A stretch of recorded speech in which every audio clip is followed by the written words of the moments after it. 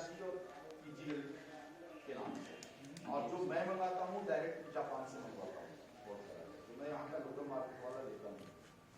ये गैनो मेडिसिन इसके ऊपर जाकर के बहुत बढ़िया काम करता है। और तीसरी एक दवाई है इसमें एस्पैरुलिना, जो काई है, पानी में जो काई लग जाता है, क्या बोलते हैं आप?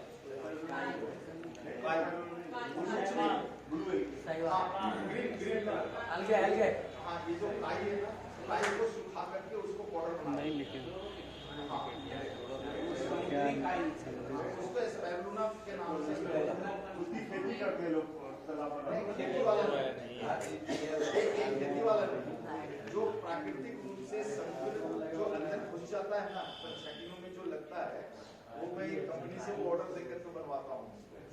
तो एस्पैरुलिना, आरजी और जीएल, ये तीन जो दवाइयाँ हैं, आपके ये वैक्सीन के साइड इफेक्ट पर पंचगव्य के साथ बहुत अधिक काम करेगा। तो आप इसका एप्लीकेशन कर सकते हो, और इसमें कोई देखो लीगल राइट्स भी आपके ऊपर नहीं आना, क्योंकि ये तीनों चीजें जो है ना, ये पूरी तरह से बायोटिक है, पूरी तरह से बायोटिक है। किस नाम से मिलता है? नहीं, पूरे वर्ल्ड में एस्पैरुलिना के नाम से ही मिलता है, और पूरे वर्ल्ड में आरजी और जीएल के नाम से मिलता है। गैनो मेडिसिन एक पूरा सिस्टम है, जैसे पंचगव्य थेरेपी है ना, वैसे ही एक जापान की अपनी थेरेपी है, उनका ट्रेडिशनल है, उसको बोलते हैं गैनो। हाँ, गैनो मेडिसिन बोलते हैं। गैनो मेडिसिन में दो ही दवाइयां हैं। एक ऐसा भी वर्ल्ड में थेरेपी है जिस थेरेपी के पास केवल दो दवाई है। हाँ, उसको गैनोडर्मा भी बोलते हैं। कोई बीमारियों में ये दो ही दवाई से सब ठीक करते हैं गैनो वाले। महाराज जी, इसको लेना कैप्सूल बनवाते हैं? नहीं, इसको कोई भी फॉर्म में आ सकता है। आपको पाउडर मिल सकता है, कैप्सूल मिल सकता है, टैबलेट मिल सकता है। अगर आप नब्बे हार्ट लोगे तो आप ऑर्डर दे दो, किस फॉर्म में चाहिए उस फॉर्म में दे दो, क्योंकि हमारा ऑर्डर पर मैन्युफैक्चरिंग होता है। तो आपको जैसे चाहिए वैसे मिल जाएगा, कैप्सूल में चाहिए मिल जाएगा, गोली में बना के देना तो गोली में। लेकिन क्या आप बोलोगे हमको इस फॉर्म में देना, तो क्वांटिटी ऑर्डर देना पड़ेगा। फिर 100 कैप्सूल मांगोगे तो नहीं चलेगा। आप आपको घर में बाजार में तो देखो ये सब 20 रुपए कैप्सूल है, पूरे 20 रुपए कैप्सूल है एक कैप्सूल का। लेकिन चूंकि हम जापान से डायरेक्ट ऑर्डर मंगा करके कंपनी को दे करके और उसको पैकिंग कराते हैं, तो हमारा कॉस्ट कम बैठता है। तो ये कुछ 11-12 रुपए आपको गव्य हाट में मिल जाएगा। बाजार में 20 रुपए 20 रुपए है, वो भी भरोसा नहीं कि वो क्या है। देखो आपको वो आईपीडी में उसकी पूरी पढ़ाई है। अभी मैं बात कर रहा हूँ केवल ये वैक्सीन के साइड इफेक्ट में, कि वो भैया गप नहीं करना। वैक्सीन के साइड इफेक्ट में पंचगव्य दवाइयां और रसोई के साथ आप चाहो तो एस्पैरुलिना, पीआरजी यानी आरजी और जीएल, अपना ब्रांडिंग नाम है पीआरजी पीजीएल, लेकिन वो जापान से आरजी और जीएल के नाम से आता है। तो ये तीन चीजें दे दो आप। एस्पैरुलिना देने का सबसे बढ़िया समय होता है प्रातः काल, सुबह का समय 9 बजे खाली पेट। एस्पैरुलिना का बेस्ट टाइम है सुबह 9 बजे के पहले। सुबह जितना जल्दी दे दो, 7 बजे 7:30 बजे दे दो, बेस्ट रिजल्ट आएगा। उसमें जो आरजी है, आरजी मध्याह्न के पहले देना चाहिए, यानी सूर्योदय से लेकर के 12 बजे के पहले आरजी। और जीएल कभी भी रात में देना चाहिए। जीएल का अगर असर बढ़ाना है तो दूध का साथ उसको कंबाइन कर दो, जैसे दूध में हल्दी डालते ना, वैसे जीएल डाल दो उसमें, दूध में बहुत इफेक्टिव होता है। और दूसरा जीएल का इफेक्ट होता है घी के साथ। अगर दूध नहीं है तो थोड़ा सा घी गर्म करो और उसमें कैप्सूल तोड़ के उसका पाउडर डाल दो, पाउडर मिक्स करके उसको चटा दो। जीएल का पूरा नाम क्या होता है? जीएल गैनो मेडिसिन के नाम से आता है, ऋषि गैनो।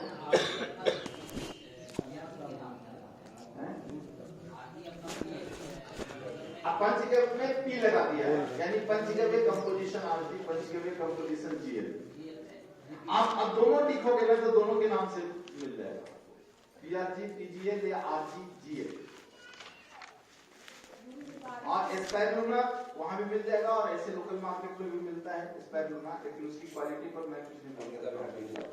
अपने यहाँ जो मिलेगा वो आपको पक्का मिलेगा, एकदम समुद्र वाला जो है यूपी में सारे लोग वो तालाब में इसको फार्मिंग करते हैं। हाँ, नहीं ये भी फार्मिंग ही होता है, लेकिन उस तरह का फार्मिंग नहीं होता है। नेचुरल ये नेचुरल फार्मिंग कराता हूँ मैं पांडिचेरी में। हाँ। और दूसरा है कि इसकी जो कैप्सूलिंग है ना, वो बायोटिक यूज करता हूँ, ये एनिमल जेलेटिन वाला यूज नहीं करता हूँ। उसमें हमको पर कैप्सूल 80 पैसा ज्यादा देना पड़ता है। ये जो एनिमल फैट वाला जो बनता है ना, वो 25 पैसा 30 पैसा के आसपास उसका रहता है। 10 पैसा वाला तो एकदम घटिया है। हाँ, लेकिन अच्छी क्वालिटी का जो एनिमल फैट वाला में भी कई क्वालिटी है, तो आपको 20-25 पैसे का क्वालिटी वाला अच्छा है। और ये वाला जो है वो 1 रुपए का पड़ता है, वेजिटेबल वाला 1 रुपए, 80 पैसे का फर्क पड़ता है, 75-80 पैसे का फर्क पड़ता है। तो अपने वाला है वो सब बायोटिक है। महाराज फिर भी सस्ता है, बाजार में। वही तो मैं कह रहा हूँ, 1 रुपया 80 पैसा ज्यादा खर्चा करके भी, क्योंकि इसमें कोई देखो डिस्ट्रीब्यूटर नहीं है बीच में, सीधा वहां से हम जापान से मंगा करके एक कंपनी को दे देते हैं, वो अपना कैप्सूलिंग करके दे देता है।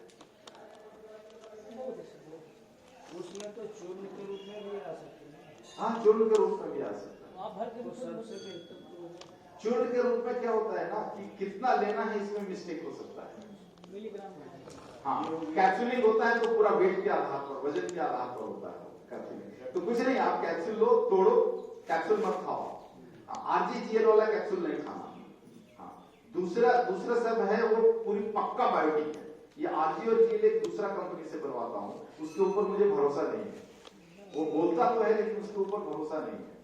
तो आप क्या करो, कैप्सूल तोड़ के पाउडर निकाल लो, पाउडर को दूध में मिला दो, GL को दूध में मिला दो, पी लो, घी में मिला करके पी लो आप, और RG को दिन में गुनगुना पानी के साथ ले लो आप। कितना दिन देना है? कम से कम 3 महीना दे दो। कम से कम 3 महीना दे दो। तो इसमें जो ऑर्गन्स डिफॉल्ट हुए हैं वैक्सीन के कारण, वो ठीक हो जाता है। 100% तो जिंदगी भर ठीक नहीं हो सकता, लेकिन आपको काम चलाने वाला हो जाएगा, कर देगा। और फिर आप उसमें ये दे दो, जो आपको पंचगव्य में बताया वो दे दो। और फ्रेश पंचगव्य पिए तो उसका तो कोई तोड़ ही नहीं है। हाँ, थोड़ा एक जो स्पिरुलिना है जल के अंदर, और एक स्पिरुलिना पहाड़ के ऊपर भी होता है, जो हमारे यहाँ लोकल सभी मिलते हैं। और जल में जो भी डालते हैं तो तेजी से बढ़ता है, गर्मी में सूख जाता है।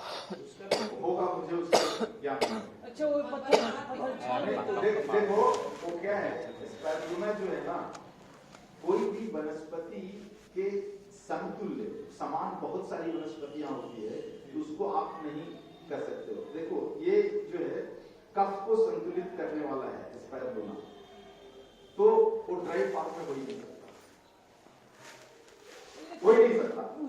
जो स्पाइरुलिना की जो मैं बात कर रहा हूं ना, वो ड्राई फार्म में नहीं हो सकता। वो अपने जीवन काल में कभी भी उसको पानी में ही रहना पड़ेगा।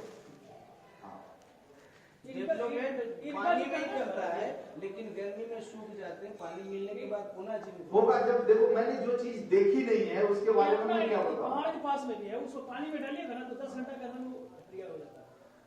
होगा, मुझे नहीं जानकारी, दूसरा नाम से मिलता है। और दूसरी वो मुझे नहीं जानकारी। देखो अब कोई भी तालाब में काई रहता है, सूख जाता है तो हरा लेयर तो ऊपर रहता ही है, हरा लेयर तो रहता ही है, लेकिन फिर वो पानी डालने से हरा हो जाएगा और फिर होगा, उसके बाद उसका क्या औषधीय गुण रहेगा इसका स्टडी नहीं होगा।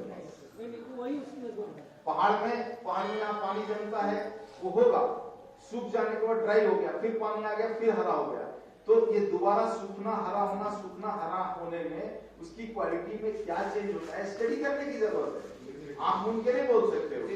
और दूसरी औषधि जो द्रोणा है, द्रोण पुष्पी है, वो भी काफी चीज को निकालता है।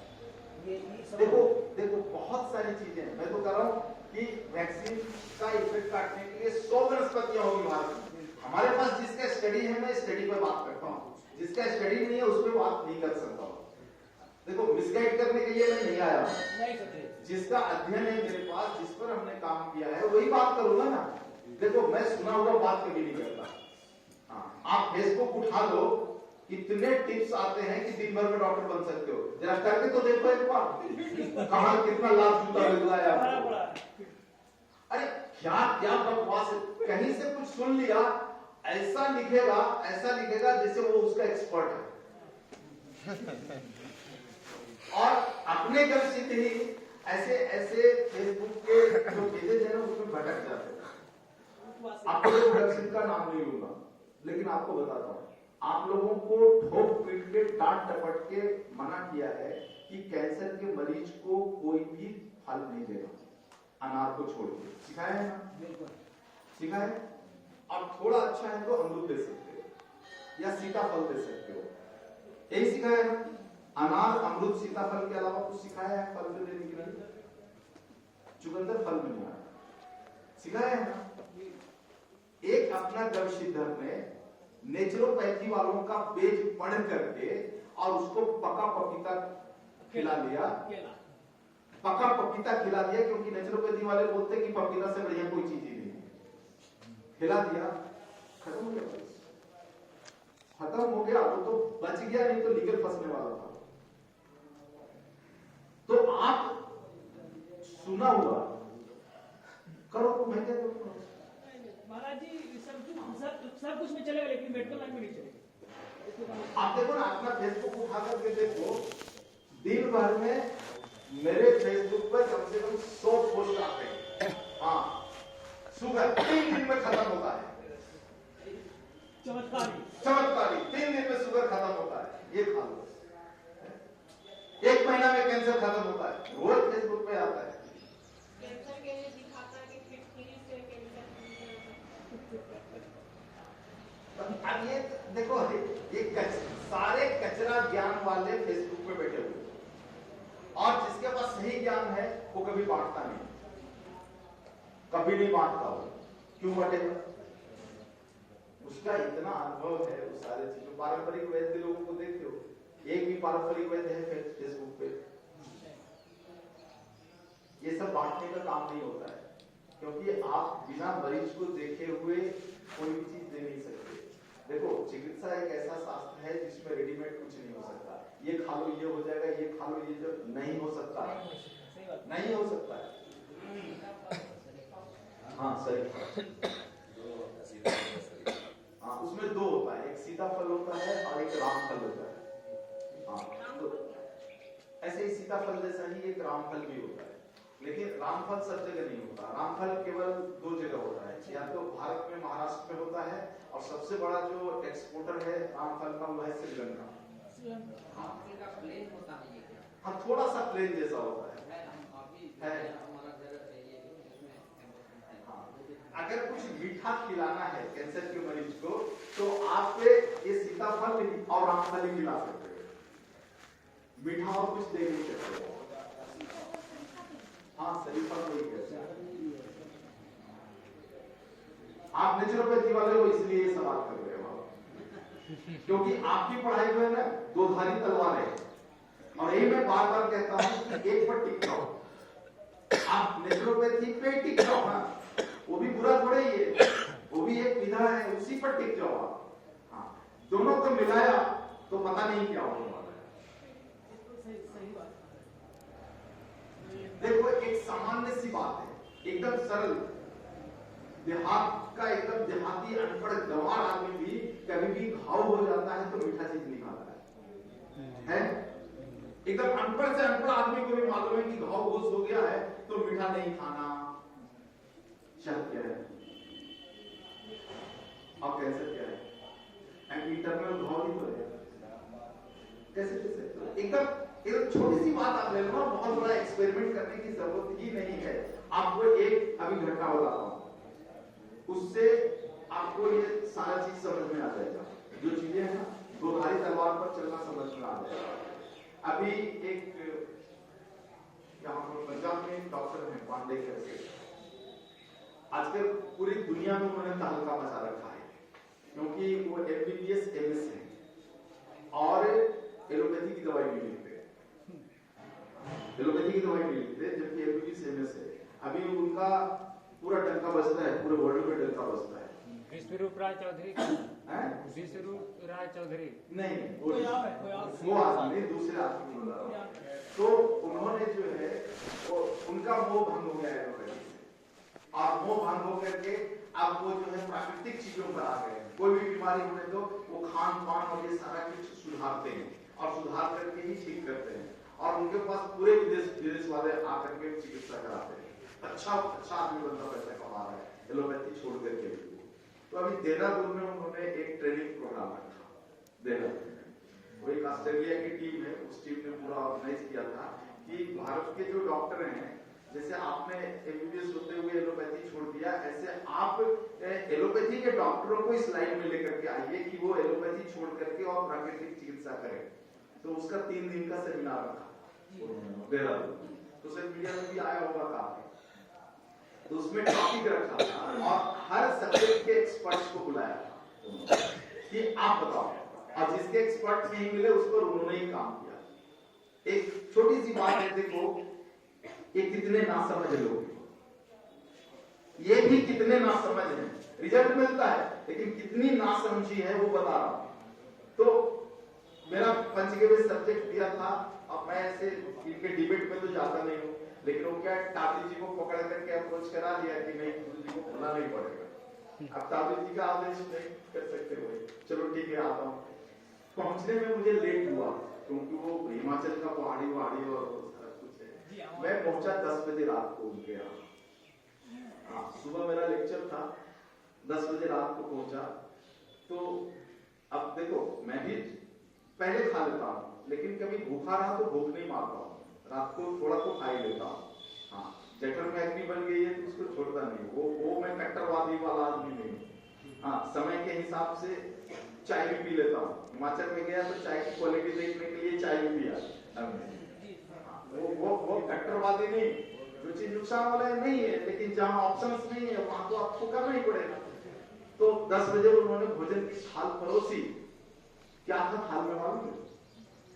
थाल में क्या था? रोटी, सब्जी, पॉलिश वाला चावल, एकदम चमकता हुआ उजला चावल और अंकुरित अनाज परोसा। और जब मैं अंकुरित अनाज और सलाद परोसा और नहीं खाया तो इस बोले अरे ये तो बेस्ट क्वालिटी है, अंकुरित अनाज तो खाओ गुरु जी। बोले भाई रोटी तो मैं गेहूं का नहीं खाता हूं, लेकिन भूख लगी है इसलिए रोटी से अपना भूख मिटा लूंगा। रोटी और आलू की सब्जी है उससे भूख मिटा लूंगा, इससे तो बेहतर है। बोले आपको मेरे पूरी थ्योरी ही पलट दी। हम तो मरीज को पूरा कच्चा और अंकुरित खिला कर ठीक कर रहे हैं, और आप कह रहे हो कि इससे अच्छा ये पका हुआ भोजन। यही सुबह नाश्ता में वो परोसते तो मैं रोटी और सब्जी नहीं खाता, ये अंकुरित अनाज खाता। ये आप भी समझते हो, आप भी समझते हो। आप इतने बड़े एक्सपर्ट वाला में नहीं हो, लेकिन आपको मालूम है कि ये अंकुरित चीज कब खाना। इनकी समझते इतनी है, बस किसी से सुन लिया अंकुरित चीज बहुत बढ़िया होता है। तो ना तो इनको ऋतु का ध्यान है, ना तो इनको समय कालखंड का ध्यान है, कुछ भी ध्यान नहीं। आप रात में कैसे अंकुरित चीज खा सकते हो? आप रात में कैसे सलाद खा सकते हो? रात में ऑलरेडी हमारे शरीर का कफ पड़ा हुआ रहता है, और उसमें आप कफ वृद्धि वाली चीजें खा ले हो तो सुबह तक तो आपकी कफ वृद्धि होगी, इसका भी ध्यान नहीं है उनको। अब वो वर्ल्ड के टॉप में अभी आ गए।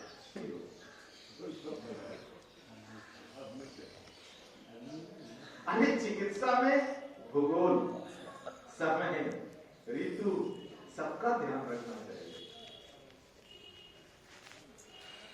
आप एक तलवार पर टिक जाओ, एक तलवार पर टिक जाओ, कम से कम पथ्य के मामले, दवाई के मामले में जो एक्सटर्नल एप्लीकेशन है उसमें कोई संशय नहीं है।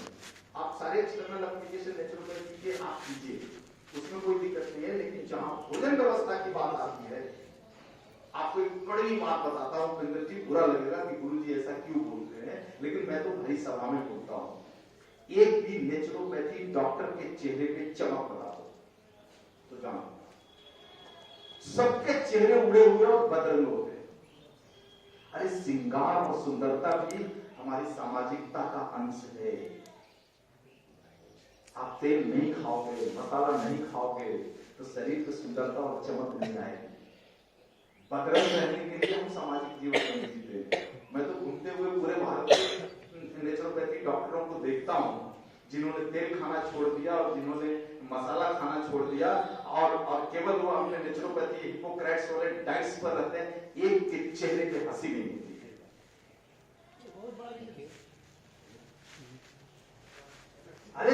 जीना है तो जियो ना। अरे श्रृंगार हमारे संस्कार का एक अंग है, सजना संवरना ये गलत थोड़ी है।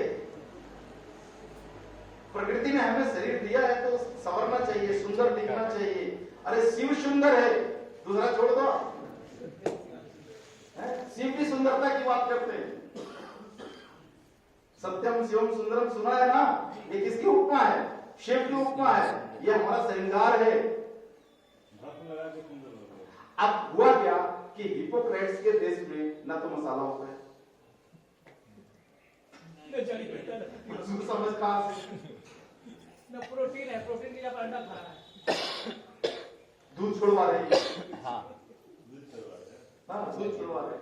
दूध पे तो बहुत हंगामा करती है विश्व प्राय की देसी गाय का दूध में पहले तो जर्सी का बोलते थे, बहुत गलत हो रहा है। थोड़ा सुनो, अभी उसका क्रेज चल रहा है। थोड़े बोला इसके लिए मुझे कुछ भी उस पर बोलना उचित नहीं होगा। 2-4-5 साल रुक जाओ, सब धरातल पर आ जाए। किडनी के लिए जो वो पशु समझ रहे हैं, गाय पशु तो है नहीं, पशु समझ रहे हैं, पशु का वही तो गाय को समझे तब ना। वीरेंद्र जी उसपे उनसे बहस किए थे, नहीं हुआ ना। अरे पिछले साल पटना में जो सम्मेलन हुआ ना, उस सम्मेलन में भी एक व्यक्ति ने उठाया था, तो मेरे को तो गुस्सा आया। गुस्सा मेरे घर को बोला था ना कि उसको अक्ल नहीं होगा। यानी हमारे सारे पूर्वज और ऋषि गलत हो गए। एक सेंटेंस में उस व्यक्ति ने हमारे सारे ग्रंथों को, क्षीरम सर्व औषधिशारम अथर्ववेद के शुक्त को ही गलत ठहरा दिया।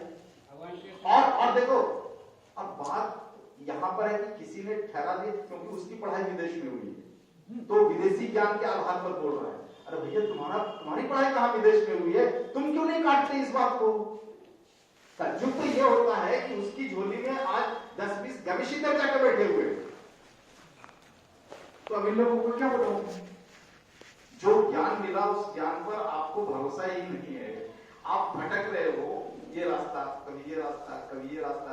कल कोई चौहान आ जाएगा, आज एक चौधरी खड़ा है, कल कोई चौहान आ जाएगा, कल कोई सिंह आ जाएगा, वो आपको नए नए रास्ते बता देगा। भटको जिंदगी भर रास्ते में, इसमें हम क्या करेंगे और संगठन क्या करेगा?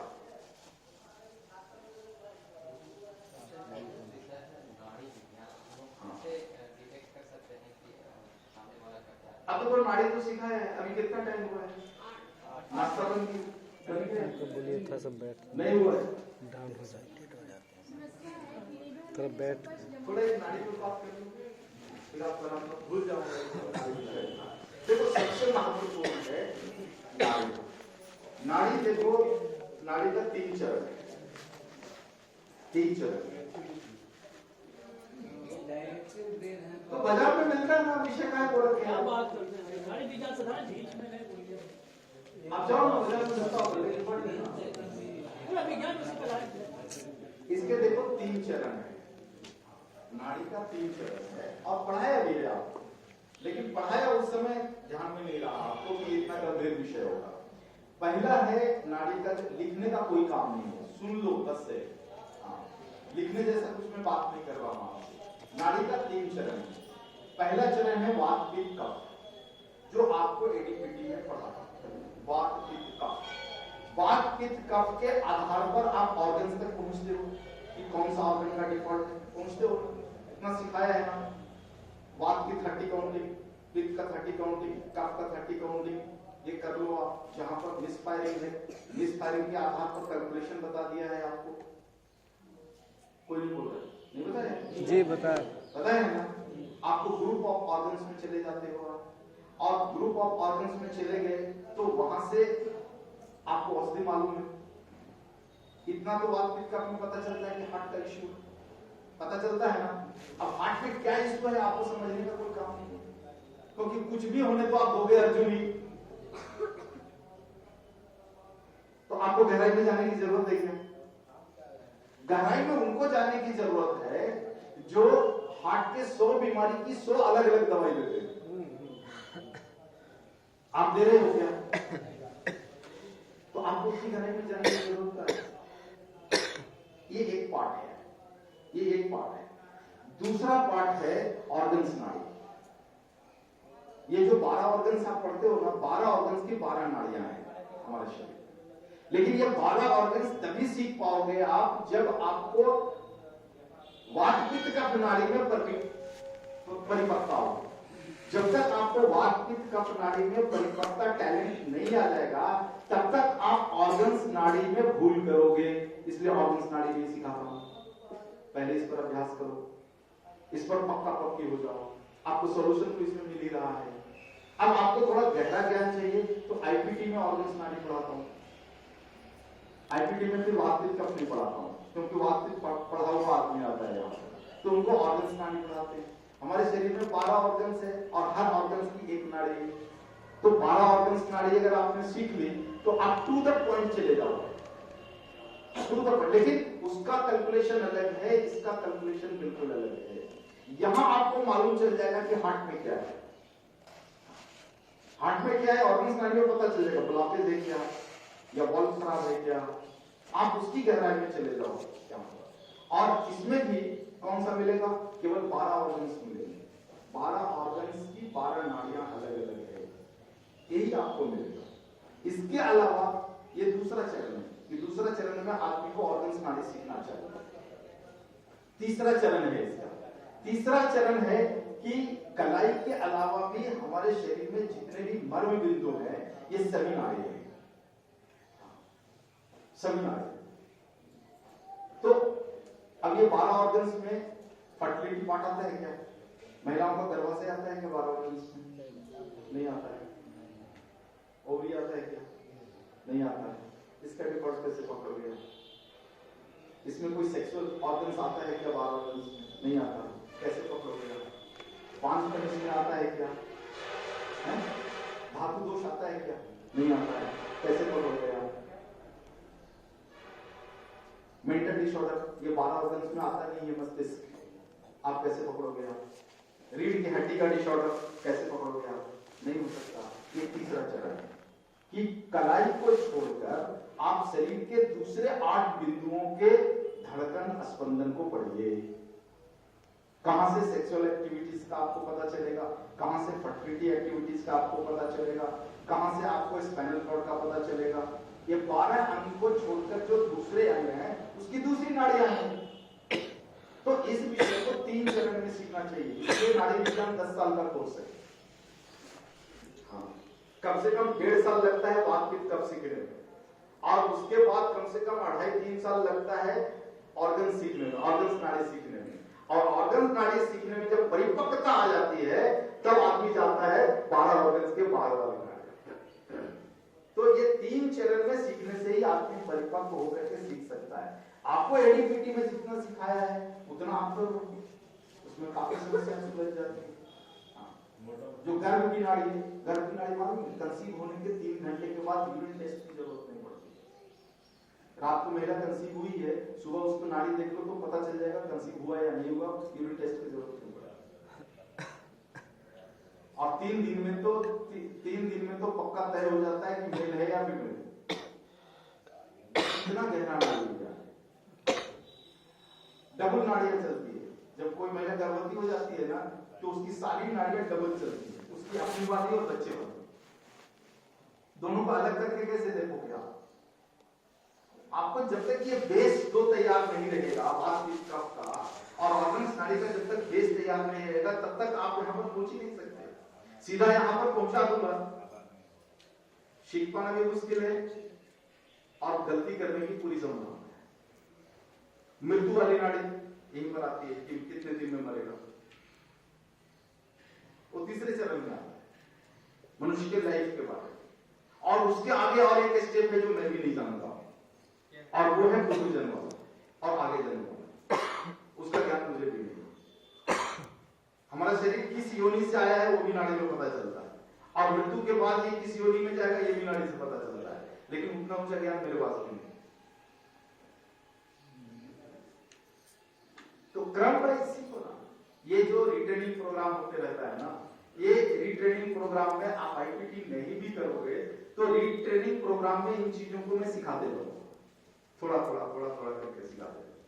रिट्रेनिंग प्रोग्राम इसीलिए होता है एक बार एक टॉपिक हाँ, हर बार आप एक एक टॉपिक रख लो, इसीलिए आप नियोजन नहीं करते। रीट्रेनिंग प्रोग्राम के लिए आए हो, आप लिख के आए क्या कि गुरुजी से क्या क्या पूछ रहे हैं, बताओ। किसी की डायरी में लिखा होगा? अब एक नहीं सुन बहन की डायरी में लिखा होगा। आप लोगों ने लिखा, योजना बनाया कि 2 दिन का कार्यक्रम है, 2 दिन में मुझे क्या करना है, रीट्रेनिंग में क्या सवाल पूछना है, क्या विषय है। यहाँ जब मैं कल उसका आया हूँ तब आप लिखना शुरू किए होंगे। वो का बच्चा बोल रहा है ये सिखा दीजिए, ये सिखा दीजिए, ऐसे। अरे तो पहले ही सिखाया है, उसके ऊपर वाला पूछो ना। गुरुजी नेत्र ज्योति कितने छोटे बच्चे को डाल सकते हैं? पैदा हुआ उसको, अभी तुरंत माँ की तरफ से निकला है उसको डाल। उसमें क्या है? उसके लिए 2 तरीका है आपके पास। एक जो आप बच्चों के लिए अलग बनाते हो, जिसमें गुलाब जल का प्रोपोर्शन 100% से ऊपर होता है, और एक बड़ों के लिए बनाते हो। जब छोटे बच्चों के लिए बनाओगे तो गुलाब जल का प्रोपोर्शन बढ़ा देना, फार्मूला वही रहेगा। आप 200% गुलाब जल उसमें मिला दो। अगर 100 ml है आपने बनाया है कंसंट्रेट, तो 200 ml आप गुलाब जल बना दो, एकदम नवजात बच्चे को भी दे सकते हैं। उसी तरह से करना नहीं, कर्णौषधि का तो फार्मूला ही पूरा बदल गया। आप लोगों को मालूम है? नहीं, 2 साल पहले कर्णौषधि को पूरा बदल दिया। अब वनस्पति आधारित कर दिया है कर्णौषधि को। अगर आपको नहीं पता है तो लिख दो आप। और ये बहुत इफेक्टिव है।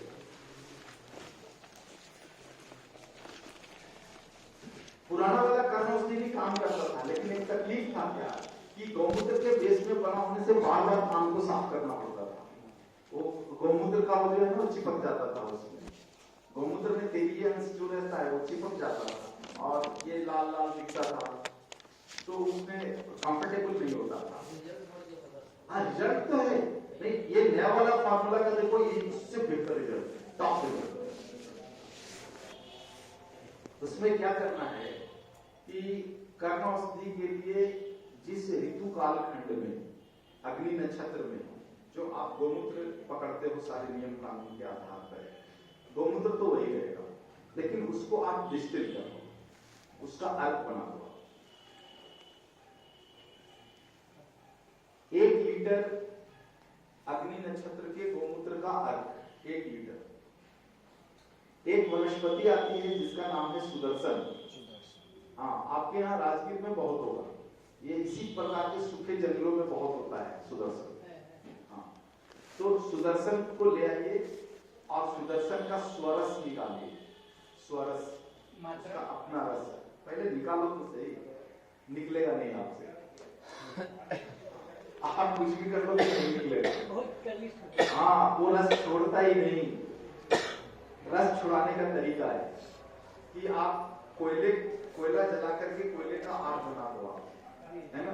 धुआं जब खत्म हो जाए, केवल ताप उसमें जब रहे, तो थोड़ा ऊंचा 1 फीट ऊंचा पर एक जाली लगा दो आप, और सुदर्शन के पत्ते को आप गर्म करो, एकदम पूरा इतना गर्म करो कि हाथ जल जाए पकड़ने से। और ऐसे गर्म पत्ते को जब ऐंठोगे ना तब रस छोड़ेगा। और कच्चा में कुछ भी कर दो वो नहीं रस छोड़ने वाला, छूटेगा ही नहीं उसमें से रस। अगर वो सही सुदर्शन है तो रस नहीं छोड़ता, जब तक उसको गर्म नहीं करोगे रस नहीं छोड़ेगा। ऐसा रस जो है 200 मिलीलीटर ले लो आप। 1 लीटर अग्नि नक्षत्र के गौमूत्र के अर्क में 200 मिलीलीटर सुदर्शन का स्वरस को डाल दीजिए। 200 20%। हाँ, 200-250 ml तक डाल सकते हो, उतना बच जाएगा इसमें।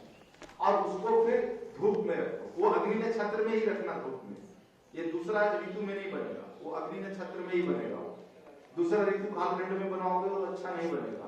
और दूसरा ऋतु कालखंड का सुदर्शन का स्वरस भी उतना काम का नहीं होता है। वही नक्षत्र है अग्नि नक्षत्र जिसमें उसके स्वरस में ताकत बहुत ज्यादा होती है। वो 15 दिन का जो पीरियड होता है, हाँ, 9 तपा भी बोलते हैं। देखो आप अच्छा इसको किस में रखना, कांच के बर्तन में रखना। तो 1 लीटर उसमें अर्क डालने के बाद एक चिन्ह लगा दो, मार्क लगा दो। 200 ml सुदर्शन रस डालने के बाद धूप में रख दो, और जब तक वो 1 लीटर नहीं हो तब तक धूप में पड़ा रहेगा। और उसके बाद अच्छे से कपड़े से छान लो आप, इसकी बॉटलिंग कर दो, और कुछ भी नहीं करना। 1 लीटर सुदर्शन चक्र नहीं है, सुदर्शन पत्ता का स्वरस कम से कम 3 बार बोला हूं, 3 बार बोला हूं। ये एकदम ट्रांसपेरेंट होगा। कान में डालोगे ना, उसके बाद कान में कुछ चिपकता नहीं, सफाई करने की जरूरत नहीं पड़ती। ये इसमें एक सुविधा हो जाती है। और इसकी पैकेजिंग कभी भी प्लास्टिक में नहीं करना, इसको नसिका वाला बोतल में ही करना है इसकी पैकेजिंग। हाँ, ये प्लास्टिक कंटेनर में नहीं हो सकता है, गड़बड़ हो जाता है। कांच में, कांच में नसिका वाला जो आपका बोतल है ना, ये नसिका वाले बोतल में ही इसका पैकेजिंग है। कांच वाला, प्लास्टिक को कचकाड़ा वाला नहीं। अग्नि नक्षत्र और ये रोहिणी नक्षत्र दोनों एक ही है। एक ही रोहिणी अलग है। रोहिणी नक्षत्र तो कई बार आ सकता है साल में। ये इसका कब का समय है? अग्नि नक्षत्र ये पूरे भारत में अलग अलग तिथि है, एक नहीं है। ये जो आता है, ये आप देखो मई महीने में आता है। 15 अप्रैल से लेकर के पूरा मई महीने के बीच में ही भारत के अलग अलग, क्योंकि सूरज अलग अलग राज्यों में अलग अलग समय में नजदीक आएगा ना। पंचांग में अक्सर नहीं रहता है, उत्तर भारत वाला पंचांग में नहीं देखता हूँ, नहीं रहता है। तो एक और बोलते हैं उत्तर भारत में, कुछ इसका नाम है, मुझे ध्यान में नहीं है। इधर उत्तर भारत में उसको एक नाम बोलते हैं, लेकिन आप देख लो ना, ये आपको 15 अप्रैल के बाद ही शुरू होता है और मई महीने तक ये नक्षत्र पूरा चला जाता है। हाँ, नहीं, सही बोला। ये रोहिणी नक्षत्र, जेठ का रोहिणी नक्षत्र, ऐसे बोलो। रोहिणी नक्षत्र बाद में भी हो सकता है, लेकिन जेठ महीने वाला रोहिणी नक्षत्र। 24 मई से होता है। वही मैं बता रहा हूँ, उसको ऐसे बोलो कि जेठ का रोहिणी, रोहन बोलते हैं। बीज उज वगैरह हम लोग बिहार में डालते हैं, उसी टाइम में बीज डालते हैं धान रोपाई करने के लिए। वो कभी फेल नहीं होता है, वो बीज हो ही जाता है। सही रोहिणी नक्षत्र उसी वही हाँ वही अग्नि नक्षत्र है। देखो, ये सरल हिसाब समझने का है कि जब आपके यहाँ धान के बीज बोने का नक्षत्र होता है, वही अग्नि नक्षत्र है। अग्नि नक्षत्र में ही धान का बीज बोया जाता है। अदरक और हल्दी भी हम लोग उसी आपके यहाँ 25 मई से 7 जून होता है, लेकिन हसन बदलेगा। 2 दिन आगे पीछे होता महाराज। अरे बहस काहे को कर रहे हैं भाई, पूछ ले रहा ना कोई पंजाब वाले लोग, पंजाब से। और देखो उसमें क्या है, 1-2 दिन आगे पीछे होने से कोई संकट नहीं। महाराज जी आजकल तो ऐसा हो गया कि बहुत में नहीं तो बाढ़ आ जाता है, कभी कभी ऐसा हो जाता है। मौसम प्राकृतिक नहीं, तो आप ध्यान रखो कि जब आप इसको धूप में पकाते हो, तो धूप में पकाते समय बारिश का पानी नहीं जाना चाहिए, इसका ध्यान रखना पड़ेगा। तो आप पकाते हो तो उसको कांच से ढक दो, है ना। एक बर्तन रखते हैं ना, बर्तन के ऊपर 3 गुटका रख करके कांच रख दो, तो कभी बारिश भी आ गई तो अंदर पानी नहीं जाएगा, और बीच में गैप रहना चाहिए ताकि वो उड़ करके वाष्प निकलना चाहिए। तो नसिका बनाने वाला जो प्रक्रिया है, इसी प्रक्रिया से कीजिए आप। क्या ट्रैक्टर में क्या करना, ट्रैक्टर मतलब दही, तो दही को क्या करना। नहीं, देखो आपके सिलेबस में अरिष्टम कोई औषधि नहीं है, आपके सिलेबस में ही नहीं, कभी नहीं पढ़ाता हूँ आपको, ना तो आपको एडीपीटी में पढ़ाता हूँ, ना आईपीटी में आपको कतरारिष्टम के लिए पढ़ाता हूँ, वो बनाते हैं दूसरे वाले, अब अपने इस सूत्र में नहीं है।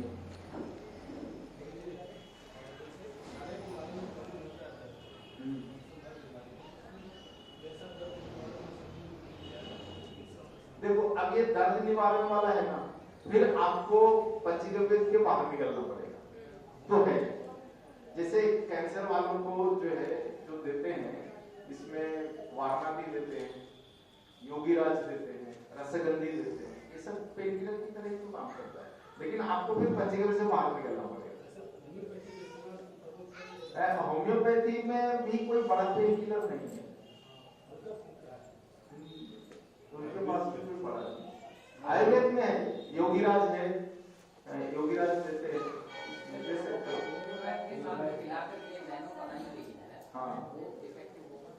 हाँ बहुत ही इफेक्टिव है, उस पर तो हमारा पूरा काम ही चल रहा है। हाँ। अभी तो वहाँ देखो एक पूरी लेबोरेटरी नैनो के लिए बना रहा नया वाला क्यों नहीं करना चाहते, करो कीजिए, तो कीजिए ना उसको, मंगा के क्यों रहते हैं? विस्तार जानकारी तो क्या है कि जो होम्योपैथी के मदर टिंचर का जो डोज है और उसका जो समय है, अपना वाला समय ऑर्गन्स के हिसाब से, और मदर टिंचर का जो डोज है वही आपको लेना पड़ेगा। तो मदर टिंचर का जो डोज है वो 20 से 30 ड्रॉप का होता है, 20 से 30 ड्रॉप, 10 ड्रॉप से शुरू होता है, मिनिमम 10 ड्रॉप्स। छोटा बच्चा है उसको भी 10 बूंद तो देना पड़ेगा आपको, और आगे बढ़ करके 30 ड्रॉप्स तक आप जा सकते हो। तो डोज तो आपको होम्योपैथी वाले से ही पूरा लेना है, और समय आपको ऑर्गन्स के हिसाब से तय करना है।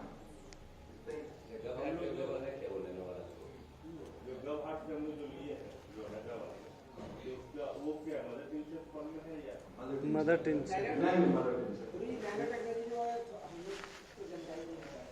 सम्मेलन में आए थे, तो सम्मेलन में तो पूरा देखो मेरा भी कम से कम 1.5-2 घंटे का व्याख्यान था, और आकांक्षा का तो पूरा उसने अपना रिसर्च पेपर रखा था, और आपको बुकलेट में भी उसको छाप के दिया है पूरा। हाँ, भविष्यवाणी में है उसका। आप देखो आने वाले समय में उसी का जमाना आ रहा है।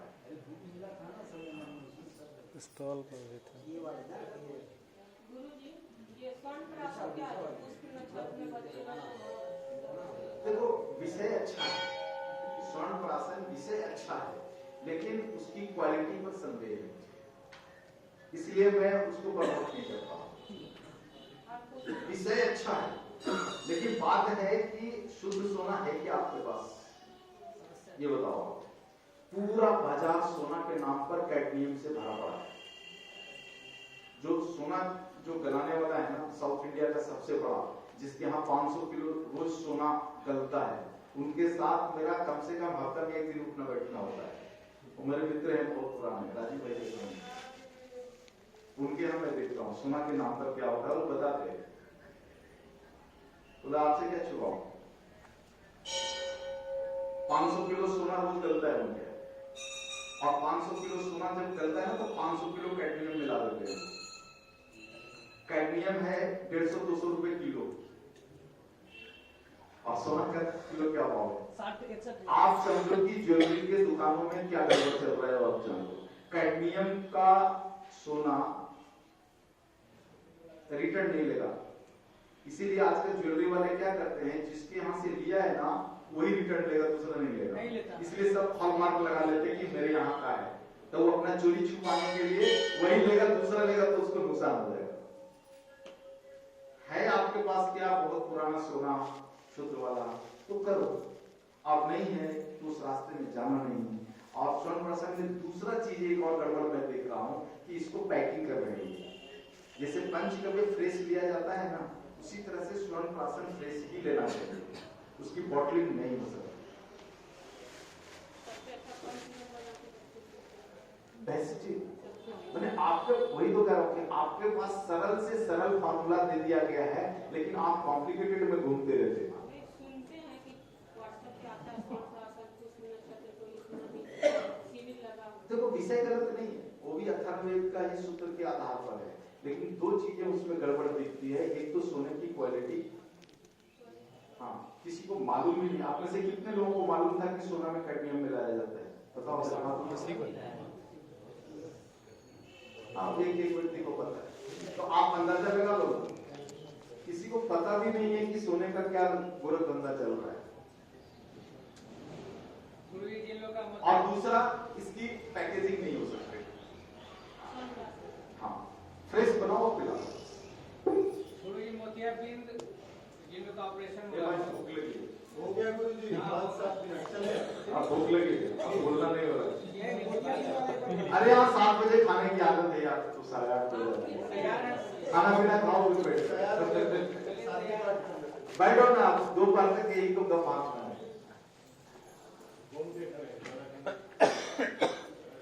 अब बना क्या नहीं बना बन गया तैयार बन गया। शांति पाठ करेंगे 2 बार में अभी